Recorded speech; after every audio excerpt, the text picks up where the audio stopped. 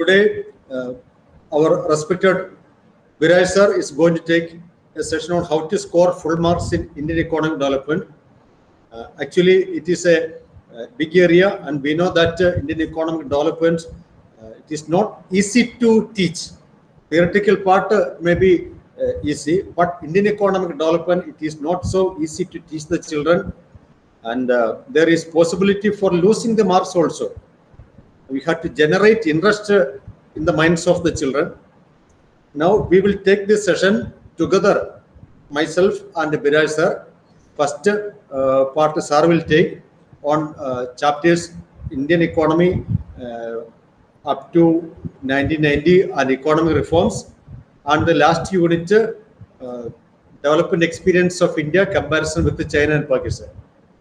Then once sir complete, then I will take that balance 22 marks current challenges facing Indian economy, how to score maximum marks possible. And I want to add one thing, that our technical support, all aspects of this course has been scheduled by dear Viray sir. And on behalf of all, I welcome sir. Viray sir, sir, please start. Thank you very much, sir. Before proceeding, I'd like to thank Joseph sir for giving me this opportunity, and I'd also like to thank Honorable DC sir and AC Madam Saida Parveen ma'am for giving me this opportunity.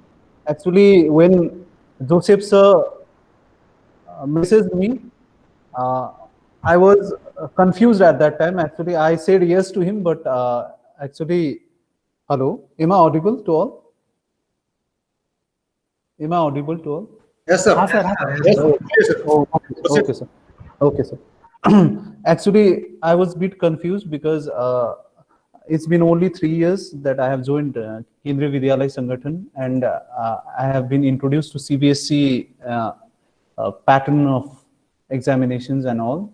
So I am very less experienced in that term, and we have so many experienced teachers with us in this region, like A.N. Sukla sir, Nalin sir, Sivasi sir, and other teachers are also very experienced teachers. So I was a bit nervous and confused also, but Joseph sir told me that it will be he will be helping me out. So I am very, very thankful to him, as well as to our Honorable DC sir and Saida Parveen ma'am, AC ma'am. Okay, so without much delay, I'd like to proceed with my presentation. Actually, sir, is the presentation visible? Yes, sir. Yes, sir. Yes, sir. Thank you, sir. Thank you, sir. Actually, I have taken the 18 marks portion in this particular presentation. I have taken 18 marks portion, that is the unit 6 of Indian economy, unit 6 and unit 8. Unit 8 is the comparison between India and its neighboring countries, and unit 6 comprises of 3 chapters: India on the eve of independence, and then Indian economy 1947 to 1990, and then post 1991 economic reform India. Okay, so actually I am not going to tell you about how to teach this portion, because you all know how to teach this portion very well, and you all have that knowledge of subject very well. So I'll not be dealing with it. What I have done is I have analyzed the question paper which have come this year in CBSE. I have analyzed all the set, including the compartment paper as well as the sample paper which was provided by CBSE, and based on that I have found some interesting things which I would like to share with you all. Okay, so first is since the topic given to me is how to score full, or I would rather say instead of full, high marks in Indian economic development, because scoring full marks 40 out of 40 in Indian economic portion Indian economic development portion is a very tough task. We can score 40 out of 40, students can score 40 out of 14 macroeconomics. It's quite easy to score 40 out of 14 macroeconomics as compared to Indian economic development. So my total presentation will not only focus on the bright learners side, but it will also help the slow learners as well and the average learners as well. Okay, so what are the things that is necessary for us to score high marks in Indian economic development, which I have observed? You can add few things to it. Okay, the first is follow the NCERT textbook. We have to follow the NCERT textbook.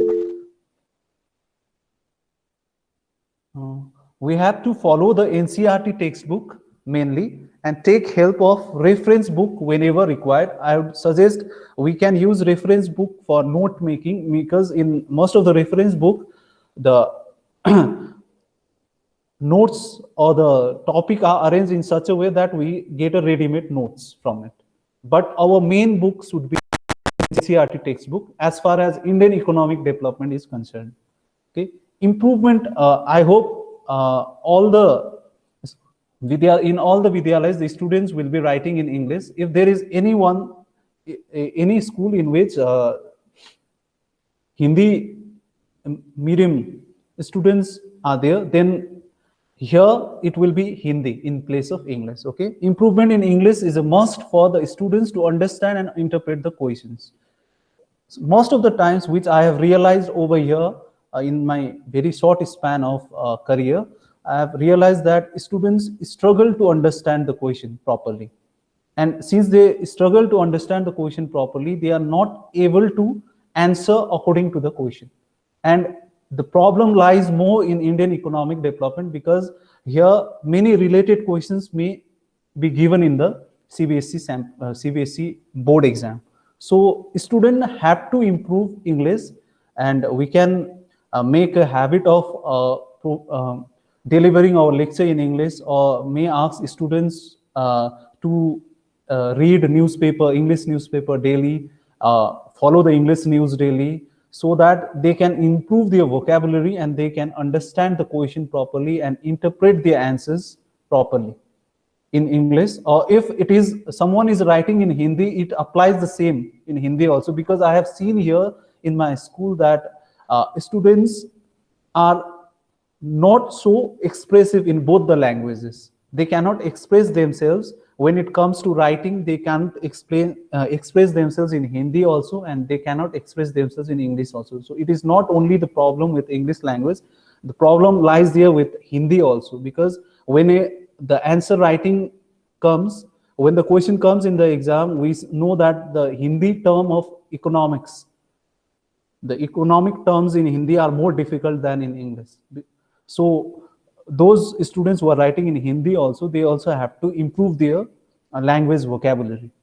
More expressive and comfortable the students are in expressing their answers, the higher the marks they could score. Now, in Indian economic development, they have that freedom to express themselves properly. Okay, if one has a very good vocabulary of English, and if he or she knows the context properly, context of the question properly, and the context and the concept of the topic properly, then they can easily express it. Let's say I was correcting the paper last year in pre-board of my school itself, and there was one question related to problems in health infrastructure in India. Now, we belong to a very remote area out here. There are no major hospitals around here, and there are not much of doctors over here. But the students could not write the answer at all. Some did not attempted that question at all.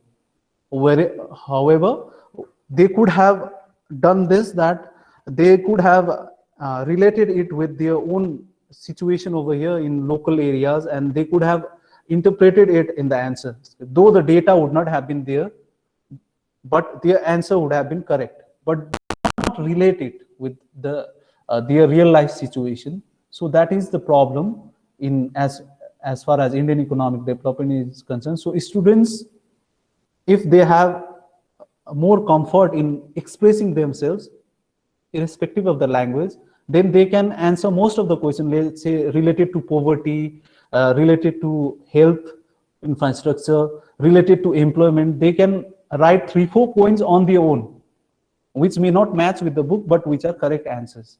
So being expressive is also very important. Now, as far as high marks scoring is concerned, in questions related to, say, poverty, unemployment, infrastructure, comparison between India and its neighbors, and some other chapters as well, answer if supplemented or supported by data which is available in the NCERT textbook. Because the data which is available in the NCERT textbook and the reference book which we refer, the data varies from one book to another. It is because of the years. In let's say in NCERT textbook, the year mentioned is 2017, and in reference book, let's say the year mentioned is 2019.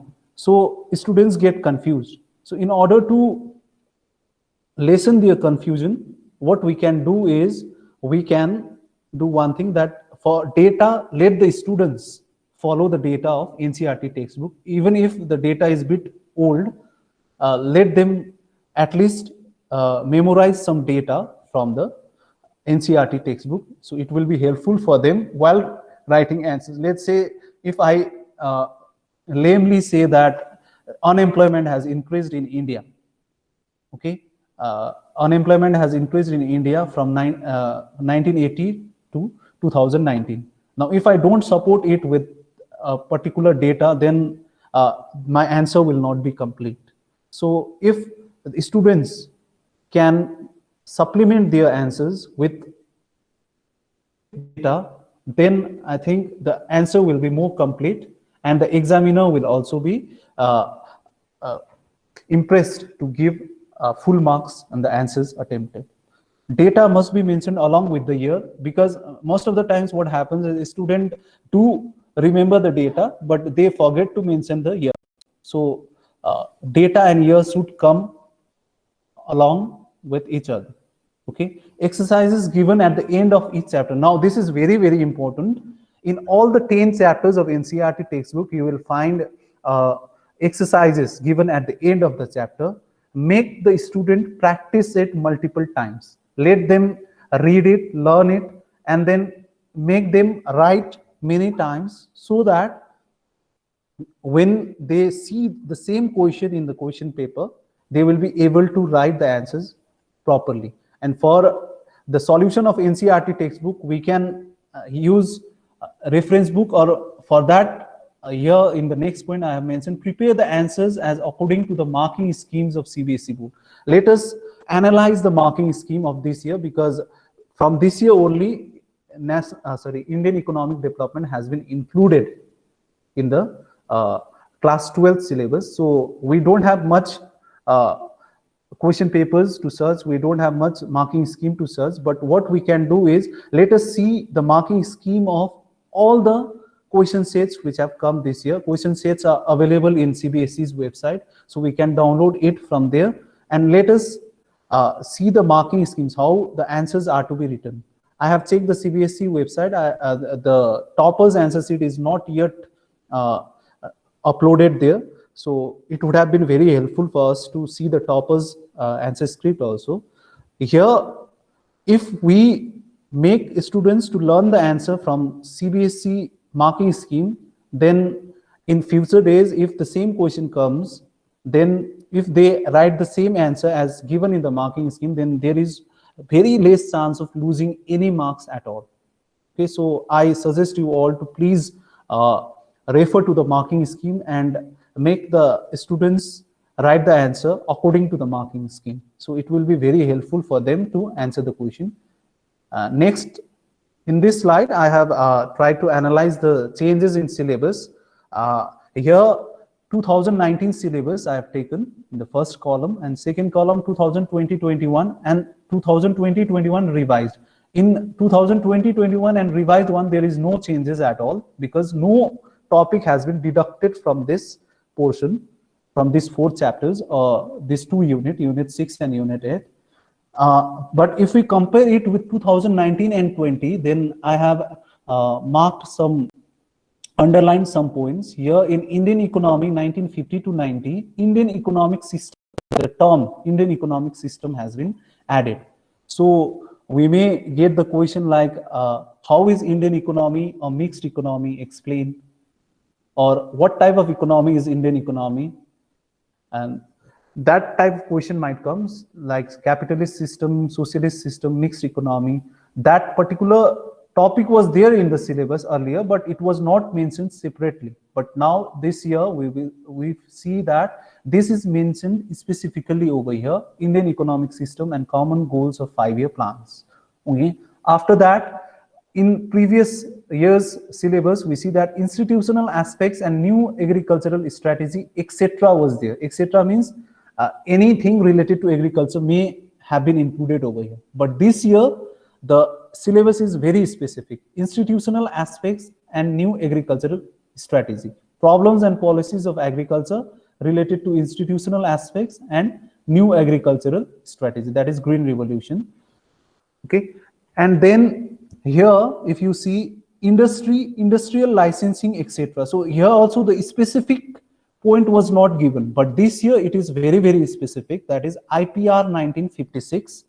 So we have to deal with every aspect of IPR 1956, Industrial Policy Resolution. And then small scale industry has been focused this year separately. If you see in the syllabus itself, it is mentioned separately, small scale industries, role and importance. And after that, foreign trade was there in previous year's syllabus also. In the economic reform since 1991, there is no changes. And in development experience of India, a comparison with neighbors also, there is no changes at all in the syllabus. And in the revised syllabus also, there is no changes. Okay. Now, if I am to order this 2 chapter in terms of difficulty level, then what I personally think is that our opinion may vary. What I personally think is that Unit 8 is easier.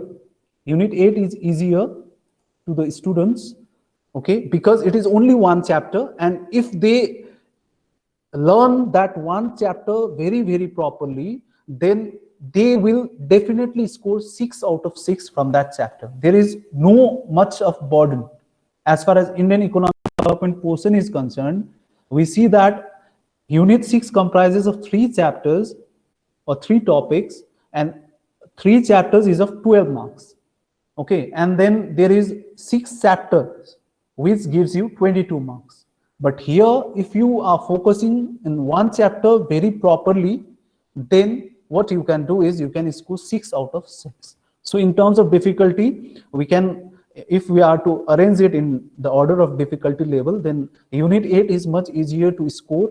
Then Unit 6 comes after that, and the Unit 7, which comprises of 6 chapters, which will be dealt by our Joseph sir, okay, that comes in the higher difficulty level.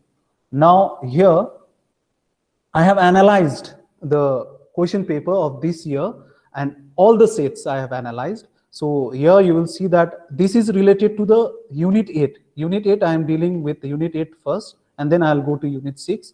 So in Unit 8, what I have analyzed is that development experience of India, comparison with neighbors, number of questions which have come this year. There is no 6 marks question at all in all the sets. 58.11, 58.21, 58.51, compartment set also there is no 6 marks. And in CBSE sample paper also 6 marks question was not there. Okay, now if we see, mostly the question have come in 3 marks and 1 marks portion. So 1 marks question is very, very important over here. Okay, 50% of the chapter's question is coming in 1 marks question. If you see here, 3 questions have come. Out of 5 set, in 3 set, 3 questions of 1 marks have come from this chapter. And these questions I'll deal with in another slide, what type of questions are coming. Okay, and 3 marks and 4 marks question has also come. So we have to focus in this unit in such a way that 6 marks question, there is a very rare chance, let's say 5% chance of 6 marks question coming from this chapter. So we have to focus mostly on the mark and 3-4 mark question in question and answers in this particular unit or chapter. Okay, now areas to focus in this particular chapter. What are the areas that we need to focus? I have analyzed the question paper, and depending on that, I have taken this point.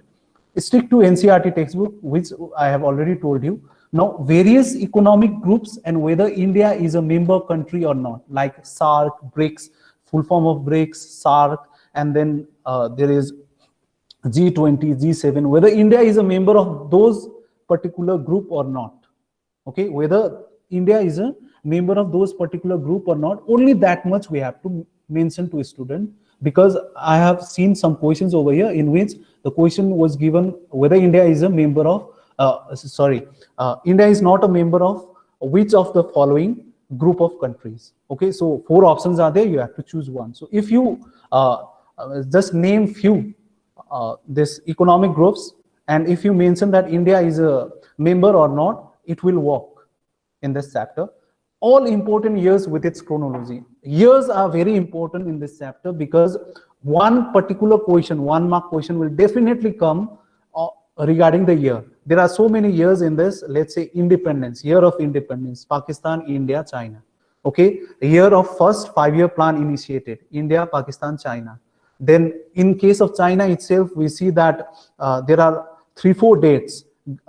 Great Leap Forward is there, and then Great Proletarian Revolutions date is there, then New Economic Reforms date is there, and then One Child Policy. Though One Child Policy's date is not, year is not mentioned in the chapter, but you can find it out from Google and share it with the student that from this year the One Child Policy was initiated in China.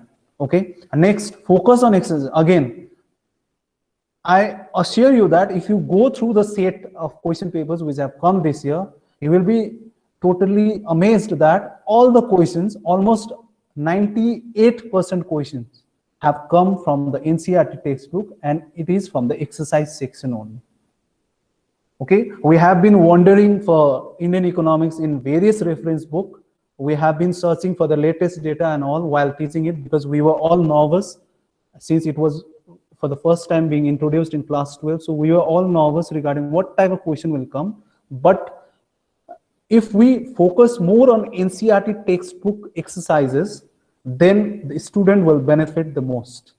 Okay, all the policies implemented by China with explanation. Now we need to focus more on China in this chapter, because there are few policies of China which comes in 3 marks, 4 marks question, like commune system, okay, Great Leap Forward, Great Proletarian Movement. These questions do come, and the development policy of China, how is it different from India? So this time, hello, this type of question will come. Okay, and now again, China, India. So please, mic, someone's mic is on. Okay, China, India, and Pakistan comparison on the basis of development policies, demography, GDP, and various sectors contribution, and human development. This comparison, we need to understand this comparison. Okay, so hello, sir, someone's mic is on, sir. Someone's mic is on. Please mute. Please mute your mic. Please. Okay, thank you. So China, India, Pakistan comparison. Okay, there are four comparisons here. On the basis of development policies, it will come in descriptive questions, that is 3-4 marks question. Demography, GDP, and various sectors contribution, human development. Okay, in this chapter, answers supported with data will be more suitable. If students could memorize the data, then it is well and good. If they cannot memorize, I have tried to show how they can answer it. Okay, in my next slide. Now here, focus on the bold font topics of the chapter from NCERT book. You will, when you open the NCERT PDF form, or if you have the physical book with you, if you go through the book, then you will see that bold letter words like this: Great Leap Forward, Commune, Great Proletarian Cultural Revolution. There are so many bold letter words, key points over there. You will find in question paper that in 1 marks question, you will see that the question have come from these bold letter words in all the chapters. Okay, or the 4 chapters which I have analyzed, I have found that the questions are coming from this bold letter words. Okay, may it be the year, may it be the particular, means what type of policy it is. So it is related to this type of bold letters only. Next, prepare students to analyze and express the data given in the question. Now the problem comes. Though a student see this data properly, if they are unable to express it in English or even in Hindi as well, if they are not able to express it, let's say if for and answering this is one of the questions which have come in one of the set of maybe of 3 or 4 marks. Okay, now this question is given to the student. The student don't have to mug up the data over here. They don't have to memorize the data. The data is given in the question. Now, how will they interpret it? If they don't know what gender ratio is, if they don't know what annual growth rate of population is, and if they don't have an idea about the total population of these two countries, then he or she will not be able to answer this question at all. Okay, even though the population of China is more, okay, we all know China has the highest population in the world, but if we see the annual growth rate every year by what percentage the population is growing, then India's population is growing at a rapid rate than China. And in terms of gender ratio, China has a better gender ratio, that is per 1,000 male, 941 female is available. Okay, if a student can analyze this and interpret it in their own language, okay, then obviously they will score 3 out of 3 or 4 out of 4. Even if they don't know anything about this chapter, if they only know that China has highest population, India has second highest population, and if they know what annual growth rate is and what gender ratio is, they can easily answer this question. But the problem comes that students are not able to express the answer. So that data analyzing should also be taught to the students. How to analyze the data given in the, they may not be asked data. Data may be given, they may be asked to analyze it. So analyzing should also be taught to the students. Let them write in their own way, and if most of the students are not able to express in their own way, then we can definitely help them by writing the answer. But first let them try to express themselves, because in Indian economy we cannot say that this definite question will come. Okay, so they must be able to interpret the data properly. Next, which I have seen in this year's question paper, is that memorize few data from the following table of ancient. There are so many data in this. Okay, it is related to Human Development Index. Okay, so what we can do is, I have marked few here, which is more important as far as I think you may differ with me, but these are the main points over here. Human Development Index, the value may be asked, or maybe the rank may be asked. So they have to learn this data. Okay, if they learn this data, then there is no way that they are going to lose any marks, even 1 marks from this chapter. Okay, Human Development Index, rank, life expectancy at birth of different years, GNP, obviously it is in purchasing power parity, US dollar. Okay, below poverty line, how many people are below poverty line? So here we see India has the highest number of below poverty line people. This is according to UN classification, that is World Bank classification, $3.20, okay, per day is taken. It is not in terms of India's classification. Okay, so we have to keep that in mind. 60.4, 7, 46.4. Infant mortality rate. Okay, which country has the highest infant mortality rate? Which country has the highest maternal mortality rate? The number may not come, but the rank may come. Now, it is very difficult for students to memorize so many data. So what we can do is, what I would suggest is, if memorizing is not possible, then at least learn which country is best and which is worst. In case of Human Development Indicators, if we can make a table like this, okay, let's say in terms of SDI, China comes first, India second, Pakistan third. In terms of life expectancy at birth, China first, India second, Pakistan third. GNP, China, India, Pakistan. In most of the cases, India is second. Okay, so this is very easy to learn. GNP, China first, second India, Pakistan third. IMR in terms of higher ratio. Pakistan has the highest IMR. Highest IMR means more newborn child are dying before the age of 1 year. Okay, India has second highest and China third in terms of comparison between these three countries. Okay, MMR, Pakistan, India, China again, and BPL population. We may get amazed. India has the highest BPL population, and Pakistan comes second, and China third. This is one way in which we can make students memorize if they are not able to write data, but they can easily compare.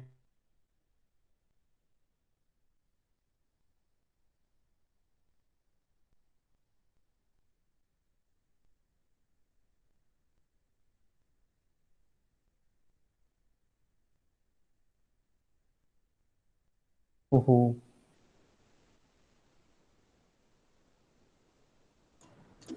Hello, sir. Hello. Yes, sir. Yes, sir. Yes, sir. Okay. Okay.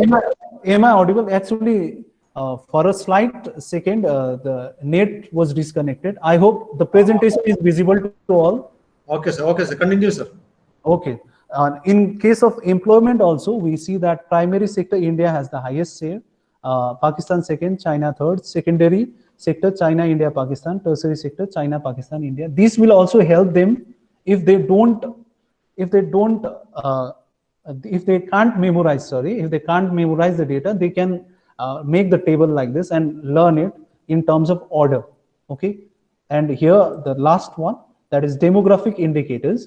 Okay, estimated population, obviously China has highest population, India second, and then Pakistan comes third in these three countries. Annual growth of population, Pakistan has the highest annual growth, India second highest, and then China third. Population density, India has the highest density, Pakistan second highest, and China third. Sex ratio, China, Pakistan, India. Fertility rate, Pakistan, India, China. Urbanization, China, Pakistan, India. This we will use only if some of the bright students can easily memorize data and write it, but this will be helpful for average and slow learner student. I have tried this last year, and few of my slow learner students were able to compare the countries on the basis of rank. Okay, so this can be used. And now here I have analyzed in the similar way. I have analyzed the unit 6 also, comprising of 3 chapters. Here if you see what the pattern which was given in the CBSE sample paper, ditto same pattern came in all the sets. Okay, so this is one of example for us to follow the sample papers blueprint properly. Okay, here also 6 marks question has not been given. Let us wait for this year's sample paper. The pattern blueprint may come as same in the final exam as well. Okay, here also 4 1 marks question was there in every set, and 2 4 marks question was there. That is in total 6 questions comprising of 12 marks. Okay, now here few things are common, like previous slides. NCERT textbook, focus on exercises given at the end of the chapter. Years and chronology, this is eve of independence. So year and chronology to be learned, like census year is there, then year of divide is there, then some other years are also mentioned there, and the data mainly here. If you see book and author name to be learned, there are few books name over here, and there is one particular section where who were the writers who were calculating national income for India is mentioned. Okay, so that particular economist name or author's name should also be learned. Data related to economic development, percentage share of various sectors in GDP and employment, demographic data to be learned by the student over here. Okay, here also if you see focus on the bold font topics of the chapter, here also same thing comes. Agricultural product, if you see in this year's question paper, one of the set, okay, in 1 or 2 of the set you will see the definition of agricultural productivity has come. You will see that zamindari system or revenue settlement has come, or so many topics are there in this chapter which is bold fonted in NCERT textbook. So we have to focus on those bold font topics, because 1 marks question often comes from those sections. Okay, next is see here we tend to skip the boxes which are made in the NCERT textbook, but sometimes the information given in the boxes or case studies given in the boxes are very important. So let's not skip those portions. Let us just at least once let us discuss those topic as well, which is given in the boxes in the NCERT textbook. Like here this is mainly dealing with Suez Canal, and one question has come this year related to Suez Canal. Okay, so if we skip this portion, then those students will not be able to answer that question. So simply tell the student, if you are not discussing this portion, then please tell the student to go through the points which are given in the boxes as well, because few questions have come this year from these boxes as well.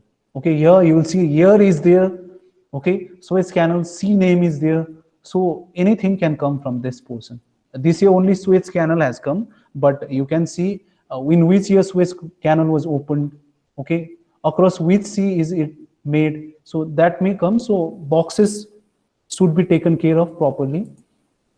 Okay, like this questions are given, work this out. So go through those questions, even though you don't have to ask a student to answer those questions, but here in this particular box C, work this out. This is in text question, but here one author name is there, Dr. Rajendra Prasad's book India Divided.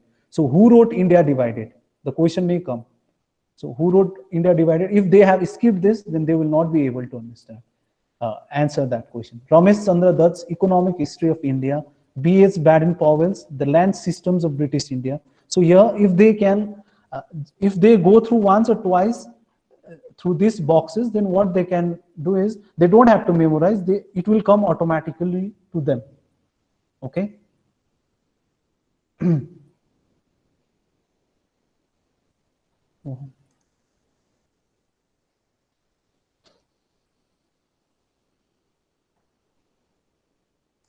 Then focus on for this chapter, there are certain diagrams in the chapter. Okay, focus on the informations given in the figures used in the chapter as well.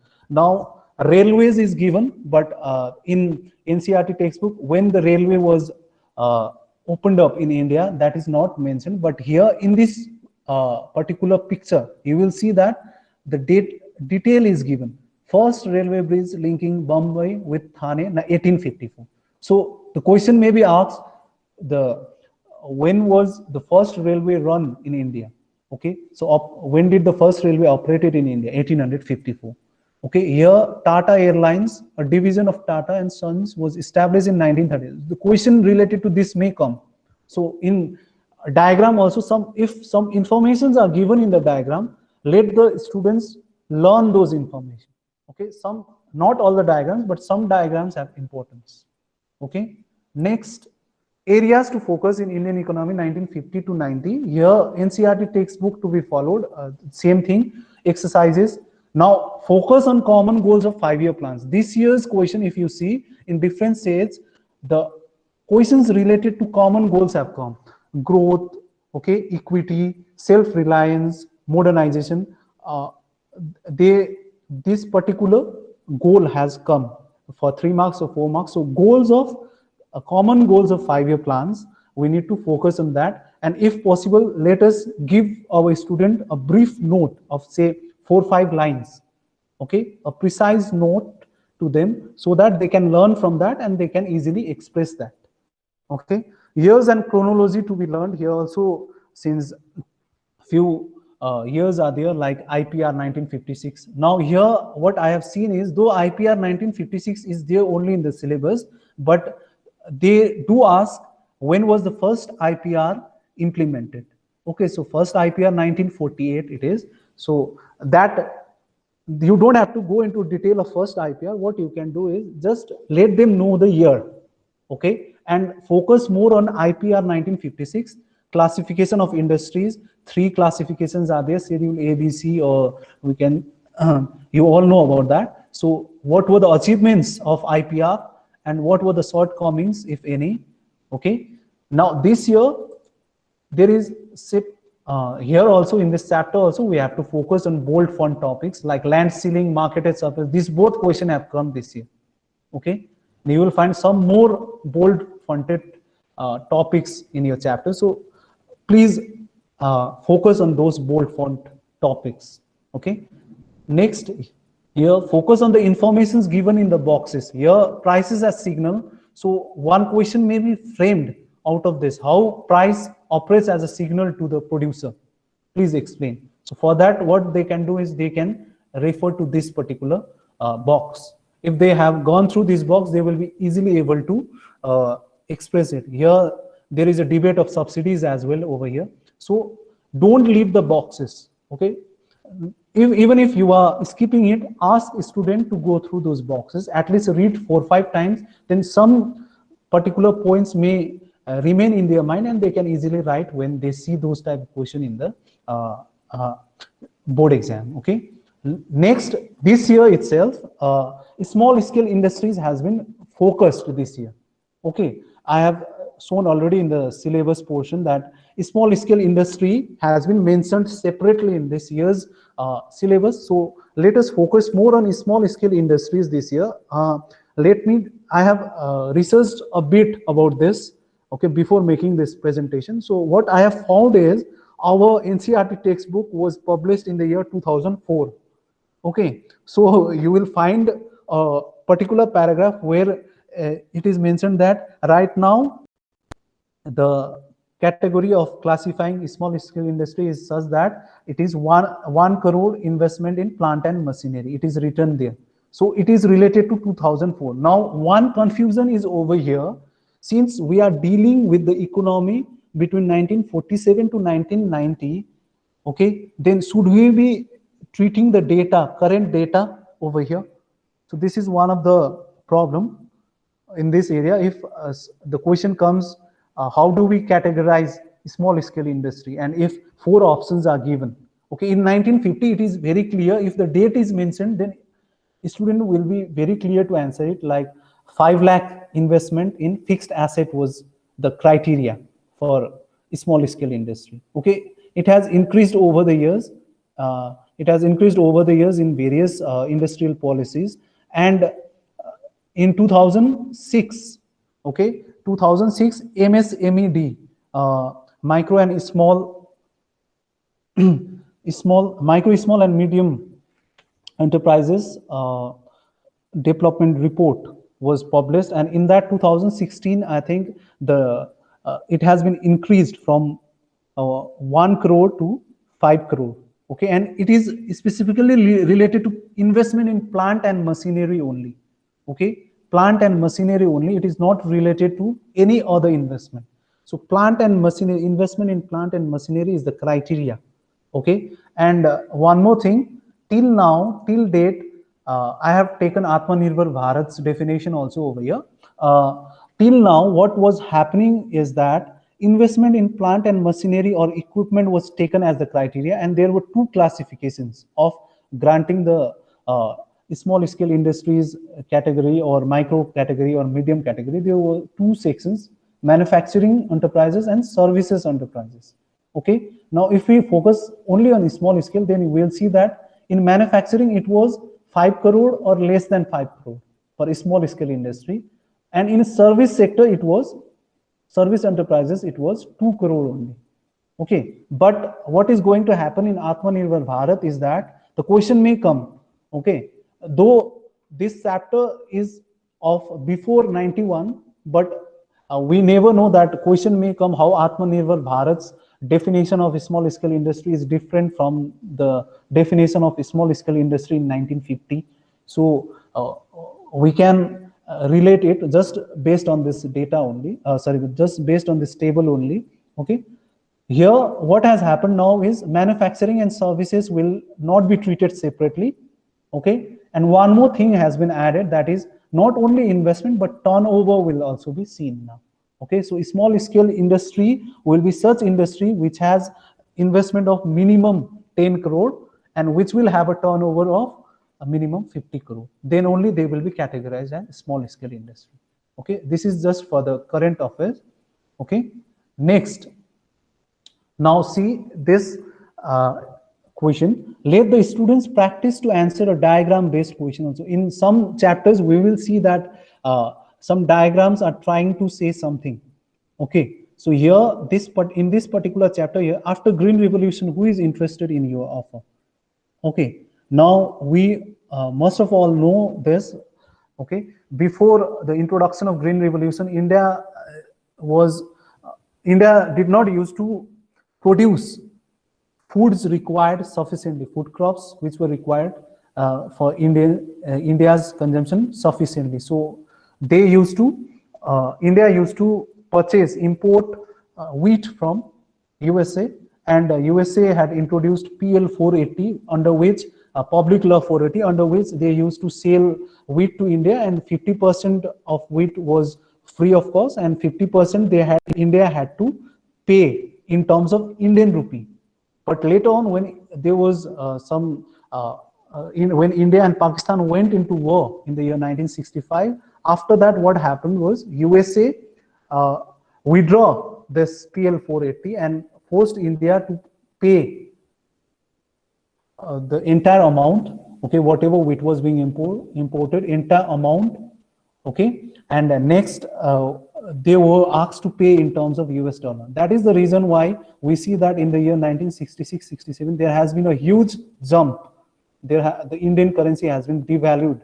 Okay, it used to be around 4 rupees and it has jumped to more than 7.5 rupees per dollar at that time. So this is related to that. So if you see this type of diagram in NCERT textbook, it is a bit difficult to figure out, but if you see this type of diagram, then let you yourself explain this diagram, make a note of this and give it to the students, or let the student try to express this. Okay. Next, I'm about to finish. I will take another 5 minutes. Okay. Now, last chapter, economic reforms, 1991. Again, the same things are there. NCERT textbook, focus on exercises given at the end of chapter. Here, this particular section, third topic, particular section, international institutions like GATT, IBRD, WTO, IMF, World Bank, etc. In which year this was established? What is the full form of this? What one or two roles, not many, just two roles, make sure that student learn minimum two functions of this particular institutions. Okay, and we know that IBRD's name has been changed to World Bank, so do mention those things. GATT has been changed to WTO. Okay, so do mention these things to the student, and also the full forms, because one question was there this year. Okay, one question was there this year related to true or false, related to IBRD. Okay, International Bank for Reconstruction and Development, the full form is, but the full form was given, different full form was given. Okay, so do try to give the full form of this institutions and when it was formed and what is its basic role.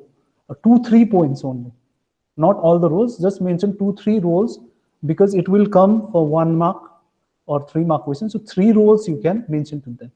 Okay, answers supported by appropriate data. Again, data is more important. If students can memorize the data, it is well and good. If they can support their answer with data, then obviously as an examiner we will be very happy to check those paper and we will happily give full marks to them.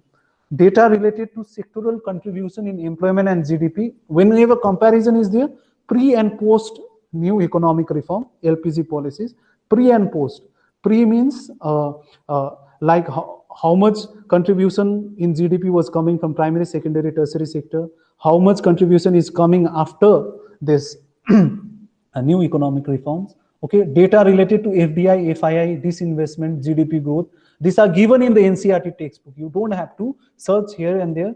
Just ask student to at least learn the data which is given in the this NCERT textbook. Okay, because if they go for a different reference book, they will find different data in different reference book. If they search Google, they will find different data. They will get confused. Let them not be confused. Just let them say that they write the data from NCERT textbook and do mention the year. If they mention the year, then their data is not incorrect. Okay, unless and until in the question paper, if the data is asked for a particular year, okay, their data will not be incorrect if they could mention it, okay, according to the year. Okay. Again, here I have analyzed few demonetization and GST basic concepts, year and date implemented, positive and negative impacts to be learned. If we focus in this portion, then I think even if the question will come of 4 marks, 3 marks, or 1 marks, we will be able to cover it. These two topics have been covered very nicely by Joseph sir in the first session. So concept of LPG policies and the need of such policy. This is for 4 marks question. Okay, concepts of liberalization, privatization, globalization to be explained properly and should relate it to present context as well. Now we know that there is so much of debate going on around related to privatization of many public sector enterprises. So I have seen one question where the question was related to BSNL and MTNL merger, and do you think it will be beneficial for the economy? Either support it or refute it. Okay, this type of questions are coming. So if whenever we are discussing this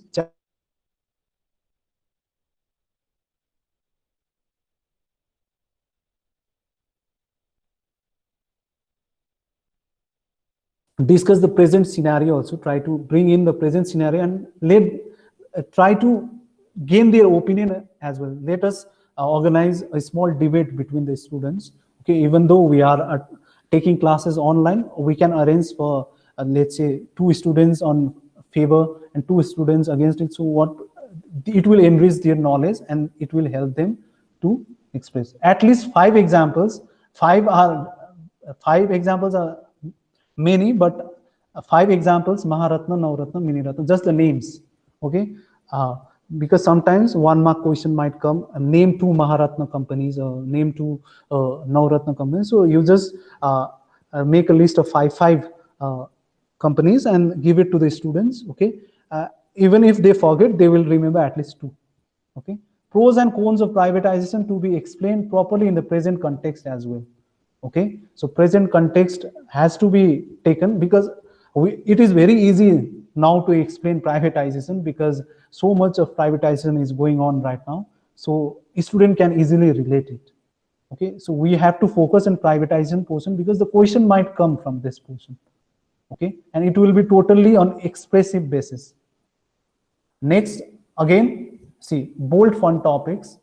Time and again I am pressing on this because quantitative restrictions, import quota, etc., tariffs, definition might come, import licensing, export duties. So many bold fun topics are there in the chapters if you see. Okay, and boxes as well, Silsila tragedy, we may skip it easily. But what if the question comes from this portion? Okay, so let the students go through these boxes once, at least once. Okay, now students must be able to, this is the question which have come this year of 4 marks. Okay, students must be able to express the opinion clearly. The point which I was presenting in the very first slide as well, which I was telling as well. Okay, students should be expressive. Now India is often called as outsourcing destination of the world. Discuss the prime reasons for this name given to India. Now if the student know about what outsourcing is and why many companies are coming to India, if they have a bit of knowledge about this and if they have a good English, they can easily express this answer. Okay, and even if they are not able to mention all the 4 points, they will at least get 2 to 3 marks if they are very expressive in their answers. Okay, so expressing themselves in English or even in Hindi, if they are writing in Hindi, they have to be able to express themselves in Hindi properly. Okay, but it is a bit unfortunate for us all that the area in which we are living, okay, in which we are teaching as well, particularly in this Chhindwara belt, we see Atul sir will also agree with me and Arun sir will also agree, who is in Siuni. Okay, Hindi is also not that good, though I am not that good in Hindi, but what I have found is students lack expression in Hindi as well. So they can neither express themselves in English nor express themselves in Hindi properly. So that is the main problem. Okay, so we are not only teaching economics as far as Indian economic development is concerned. We should also be teaching them English. We should also be motivating them to learn English or Hindi, whichever language. Okay, they should be very much expressive. Let them express themselves. Then only there will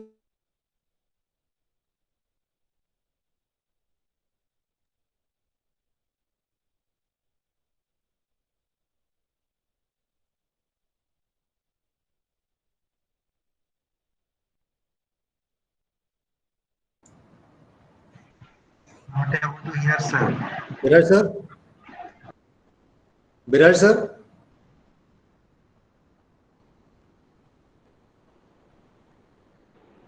Biraj sir I think sir got disconnected. Voice is lost, sir.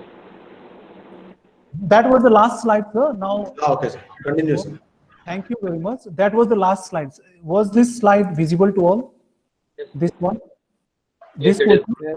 okay. This was the last slide, sir. Thank you very much. Thank you very much.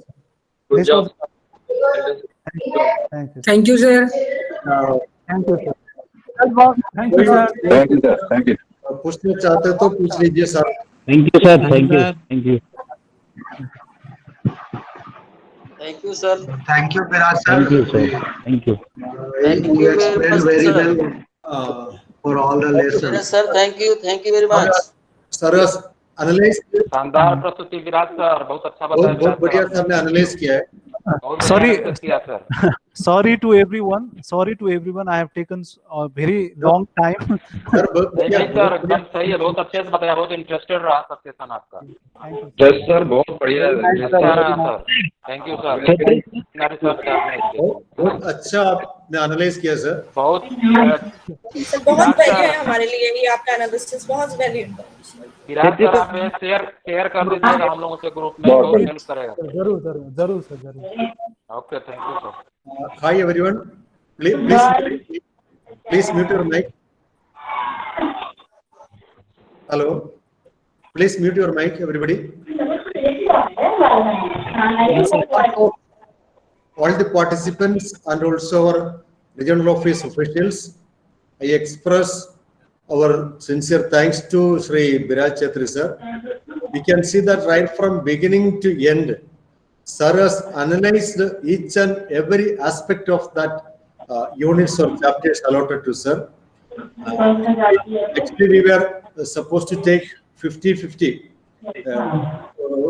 30 minutes, 30 minutes by me. That is current challenges facing in the economy. No problem. Tomorrow we have one session. I will deal there that current challenges facing Indian economy, how to score the maximum marks. But today you can see like a seasoned resource person has analyzed each and every aspect of this, that Indian economy up to 1990 and also economic trends, and the last chapter comparison with China and Pakistan. We can see that all the important boxes and also diagrams are scanned, and also the previous questions also. Areas which we may not give its due importance. Such areas also sir has analyzed. Very good homework sir has done. Actually, I am also having that India, China, Pakistan presentation. It's updated. But as sir told, we can expect more questions from the NCERT textbook questions, practice questions, etc. The refresher of type of is only an additional information. Our main textbook must be NCERT textbook. And based on that, sir has prepared that presentation very well. Once again, thank you, sir, Biraj sir. You are second to nobody. You are a very good person, sir. Thank you, sir. Now the time is 1:12, 2 o'clock exactly. Please join.